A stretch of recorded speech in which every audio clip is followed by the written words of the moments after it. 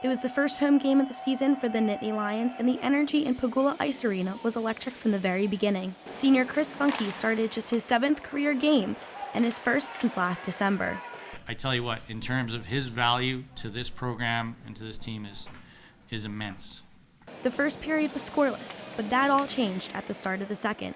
Clarkson opened up the scoring in the first 2 minutes on a goal by Nico Sturm off a great feed by Harold Eagle. The Nittany Lions answered back 7 minutes later with a 5-on-3 power play goal by Sam Sternshine. They added more onto the power play when Liam Folks scored early in the third period, but it only took Eagle 19 seconds to answer Folks' goal to tie it at 2. Moments later, Nate Soucis intercepted a pass and buried a shorthanded goal through the legs of Jake Kiley, but Clarkson tied it at 3 less than a minute later on the same power play. With 9 minutes left, Brandon Biro buried a centering pass into the net to put Penn State ahead for good. The Golden Knights pressed for the tying goal late, but multiple Nittany Lions made key blocks, none more important than this one from Biro with less than a minute to go. I mean, you had to block it. It was right in front of me, so. Penn State's 27 blocks helped secure the win against a skilled Clarkson team that returned 18 players from last year's NCAA tournament squad. I think they're excellent, so I'm really, really happy to come out with a win. In University Park, I'm Allie Lutter with the Center County Report.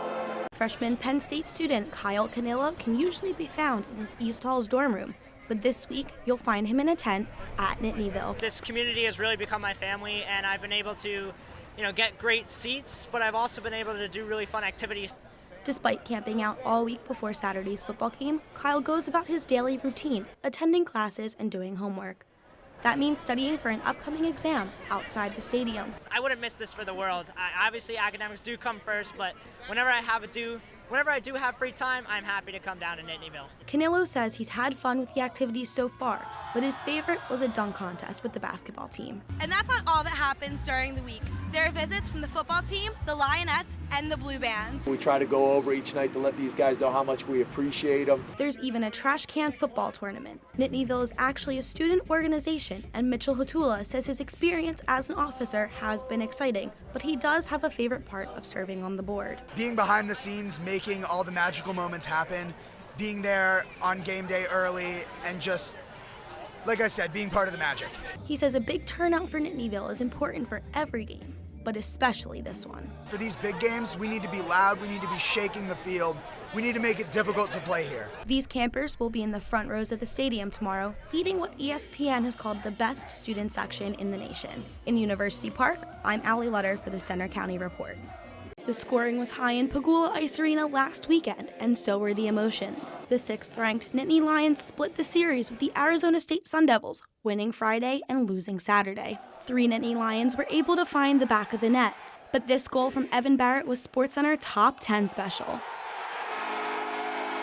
Kind of got to the bench, and I honestly couldn't believe what just happened, and it was kind of a spur of the moment thing, and I don't know, it was definitely a really cool moment.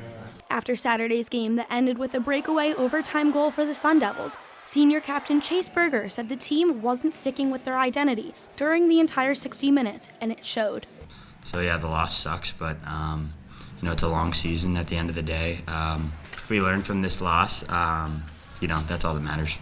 The Nittany Lions remain in the top 10, but drop from number 6 to number 8. This will be the last series before Big Ten play starts. Penn State will face Robert Morris this weekend in their 2nd straight year of a special series. On Friday night, the Colonials will travel to Hockey Valley, and on Saturday, the Nittany Lions will travel to Pittsburgh to play at RMU. It's not the fact that the 2 different venues, it's the fact that we know Robert Morris will be ready. In University Park, I'm Allie Lutter for the Center County Report.